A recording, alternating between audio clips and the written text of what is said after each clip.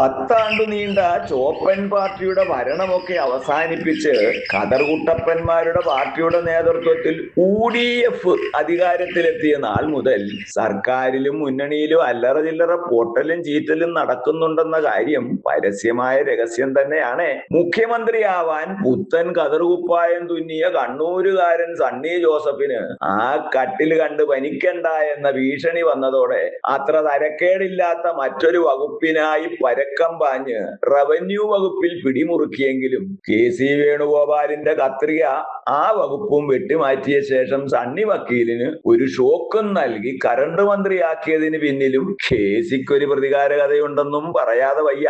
നിരീക്ഷകർക്ക് മുന്നിൽ സണ്ണി വക്കീൽ KCയെ പരസ്യമായി പിന്തുണച്ചെങ്കിലും ഹൈക്കമാൻഡിന് മുന്നിൽ ചെന്നപ്പോൾ അദ്ദേഹത്തെ തള്ളിപ്പറഞ്ഞെന്നാണ് പാണന്മാരിപ്പോഴും പാടി നടക്കുന്നത്. റവന്യൂ വകുപ്പ് KP അനിൽകുമാറിന്റെ പോക്കറ്റിലായതും സണ്ണി വക്കീലിനെ സങ്കടക്കടലിലാക്കിയിട്ടുണ്ട്. VS സർക്കാരിൽ ആരോഗ്യവകുപ്പ് മന്ത്രിയായിരുന്ന PK ശ്രീമതി ടീച്ചർ സ്വന്തം മരുമകളെ തന്റെ മന്ത്രിമന്ദിരത്തിൽ സർക്കാർ ചെലവിൽ അടുക്കളപ്പണിക്ക് വെച്ചതും 1ാം പിണറായി സർക്കാരിൽ വ്യവസായ മന്ത്രിയായിരിക്കെ EP ജയരാജൻ ബന്ധുനിയമനം നടത്തിയതും വിവാദമാക്കിയ കോൺഗ്രസ് പാർട്ടിയുടെ അധ്യക്ഷൻ സ്വന്തം സഹോദരി ഭർത്താവിനെ അഡീഷണൽ പ്രൈവറ്റ് സെക്രട്ടറിയായി നിയമിച്ച് മിത്രസ്നേഹം അരക്കിട്ടുറപ്പിച്ചിരിക്കുന്നു. 10 കാശുണ്ടാക്കാൻ കിട്ടുന്ന അവസരം വിനിയോഗിക്കുമ്പോൾ അത് അർഹതയുള്ളവർക്ക് കൊടുക്കണമെന്ന് കറണ്ട് മന്ത്രിക്ക് നന്നായി അറിയാം. നെല്ല് പത്തായത്തിലുണ്ടെന്നറിഞ്ഞാൽ എലി വയനാട്ടിൽ നിന്നും വരുമെന്ന ചൊല്ല് ശരിവെക്കുന്നതാണ് സണ്ണി വക്കീലിന്റെ അളിയന്റെ പുതിയ പദവി.